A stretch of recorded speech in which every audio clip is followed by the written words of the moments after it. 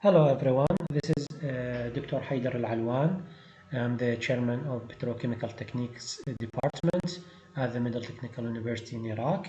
And today I will present my project, Spectroscopic Investigation of Metal Oxide Nanoparticles, Reduction Mechanism, and Chemical Looping Combustion Process.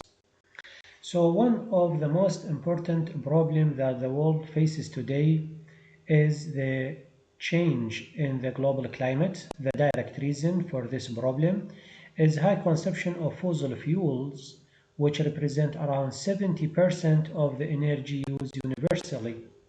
So CO2 is the highest reduction or the highest emitted gases, and reducing its concentration is of high priority in the reduction of greenhouse issues. So chemical looping combustion is a promising alternative combustion method that enables to easy capture CO2. This method utilizes the lattice oxygen of metal oxides to combust natural gas instead of air. This process consists of two steps. Each step is done in a separate reactor and they play forth and back. The first step, which is the reduction step, is combustion of CH4 gas by oxygen carrier in the fuel reactor. And the second step, which is the regeneration step, is the reoxidation of oxygen carrier by air in the air reactor. So this project aims to develop fundamental insights about the underlying surface chemistry of CLC process. This is done by utilizing both microscopic and spectroscopic techniques to learn more about the individual steps of the important reactions involved, and by focusing on the surface nanoparticles due to their high surface area and reactivity. Optimize and analyze oxygen carrier performance to develop better surface chemistry understanding, especially the reduction mechanism. So here are the reactor setup, which we use to analyze the oxygen carrier performance, and here are the tube furnace which we used as a reactor, and here are the metal oxide, and we used three different transition metal oxide: CO3, O4, copper oxide, and hematite, with different particle size from 3 nanometer to 7 micrometer, and different temperature from 500 to 800, and different flow rate, and also we use like 10 of reoxidation cycles. And here are the real picture of the reactor. So we have three cases. I will start with my first case, which is CO3O4 cobalt oxide performance in CLC process. Here at 500 Celsius, we notice that the conversion starts with 100% of CH4 conversion to CO2, then it goes down after like 15 or 20 minutes. That's due to the reduction from CO3O4 to cobalt oxide COO. And here are the confirmation from the X-ray diffraction of the oxygen carrier after 15 minutes, which shows that all CO3O4 reduced to cobalt oxides. This is at 500 Celsius. At 700 Celsius, we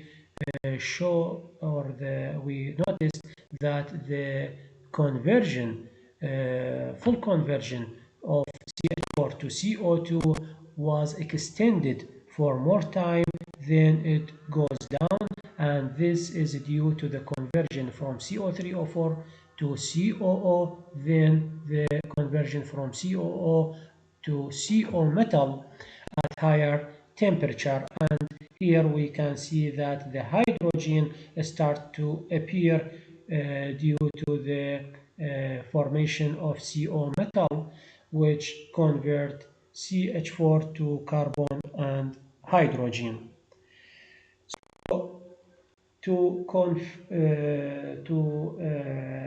investigate the solid state reduction mechanism of cobalt oxide by the surface and bulk analysis, the X-ray diffraction shows that after 15 minutes of the reaction, the CO3O4 convert to cobalt oxide COO, which is distinct with star here.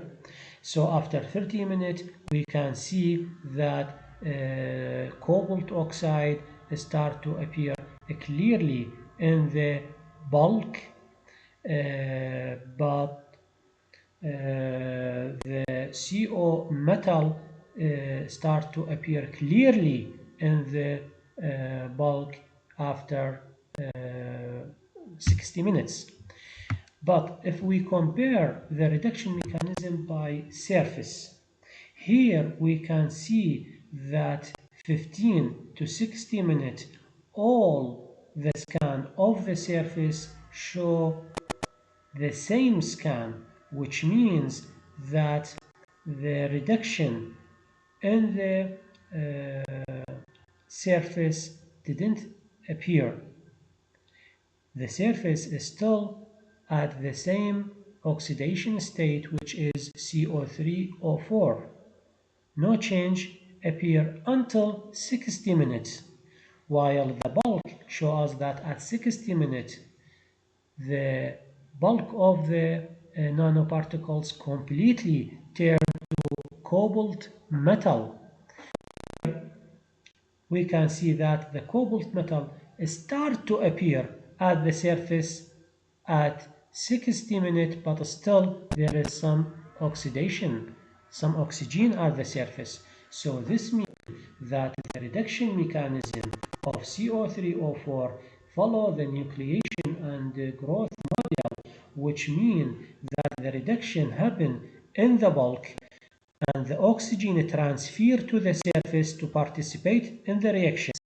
So this transfer of oxygen to the surface keep the surface at higher oxidation state, while the bulk of the particle to the lower oxidation state. So CO3 is still on the surface, then disappear, while the CO metal start from the bulk and to the surface. So the nucleation start the reaction in and transfer the oxygen to the surface, keeping the surface at higher oxidation states and keeping the bulk with the lower oxidation state, and the surface will be always higher oxidation state than the bulk. So this is the nucleation growth model which fit the cobalt oxide. So now why does this mechanism matter? Here it is matter because CO3 performance at intermediate temperatures show that CH4 convert to CO2,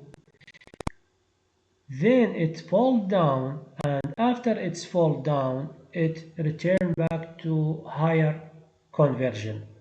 So this reduction here is due to the conversion from CO3 to COO, while here the after like 30 minutes, COO start to reduce to CO. So here the X-ray diffraction of the material after 35 minutes show that cobalt oxide start to appear in the bulk. Starting of the CO metal in the bulk, or the nucleation starting in the bulk, increase the conversion. So here we have to understand what promote the conversion. It is the formation of the nuclei in the nucleation growth model. So the second case was the hematite. And here with hematite, we use 50 nanometer, and we see that the lower temperature, like 500, has the lowest performance, while the highest temperature that we use, which is Celsius, has the highest performance. And the same thing here with higher flow rate. Here the flow rate is 2 SCCM, while here is 20 SCCM. So this is the impact of temperature on the performance. However, we compare between the solid state reduction mechanism via surface and bulk. So here in the bulk, the X-ray diffraction show us that after 15 minutes of the reaction, Fe3O4 starts to appear in the bulk, but in the bulk, Fe2O3, which is the hematite, is still exist. So hematite after 15 minutes is still exist in the bulk, while here the XPS, which is the surface analysis, shows that after 15 minutes of the reaction, hematite is completely damaged from the surface. How we know that? Because here, this is as received hematite scan. This, before reaction, we can see the satellite peak, which is unique peak for hematite. Only hematite can give this satellite peak. So after 15 minutes of the reaction, this peak is completely damaged. So that means the surface of the particle is completely reduced from hematite to magnetite, Fe3O4, while the bulk didn't completely convert from hematite to magnetite. It is only convert from hematite and a little bit of magnetite. So that means that the reduction mechanism of hematite Fe3O4, Fe2O3 to magnetite Fe3O4 follows the unreacted shrinking core model, which I will explain later. While after 30, 60, and 150 minutes, we can see that FeO start to appear in the bulk, while in the surface, magnetite Fe3O4 is still is the majority. No sense that FeO start to appear in the surface. That means that the reduction from Fe3O4 to FeO follow a different mechanism than unreacted shrinking core model, which we notice from Fe2O3 to Fe3O4. The reduction from magnetite to FeO westetite follow the nucleation growth model. So that means that the reduction from hematite to magnetite follow the unreacted shrinking core model. So it starts from the surface going down to the bulk. So the CH4 have to transfer to the core of the particle to react with the oxygen, while the reduction from magnetite to westetite follow the nucleation growth model, which means that the oxygen start to transfer from the bulk to the surface to react with CH4. And that means that the oxidation state of the surface will keep higher than the oxidation state of the bulk. That's from the Fe3O4 magnetite to Fe metal, while the opposite only notice hematite to magnetite reduction. Now, why this is matter? Why the reduction is matter? It matter because when we compare between the particle size performance, we notice that using 3 nanometer particle size of hematite gives better performance than higher particle size like 50 nanometer or 350 nanometer.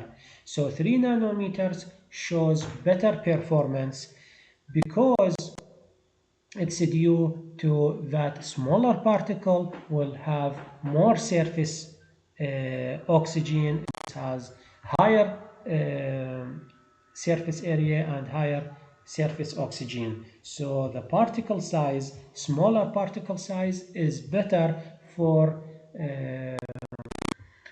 materials that follow the UCS model.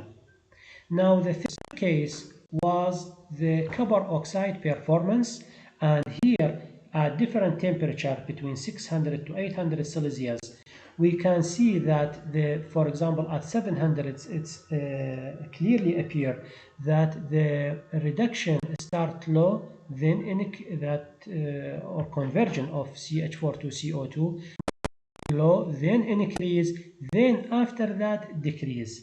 This increase and decrease due to the nucleation growth model. And we confirm that by X-ray diffraction for bulk and AES for surface. We can see that before reaction it is fully copper oxide. After 15 minutes, copper Cu2O start to appear in the bulk, but the surface show after 15 minutes there is no sense. Even at 60 minutes or 120 minutes there is no appearance for the Cu2 to the surface. That the reduction mechanism of the copper oxide follow the nucleation growth model. So now why it is important to understand that? Because in the hematite follow the UCS model. We notice that smaller particle give better performance. Here in the copper oxide, which follow the nucleation growth model, we compared also between 3 different sizes: 50 nanometer, 1 micrometer, and 7 micrometers.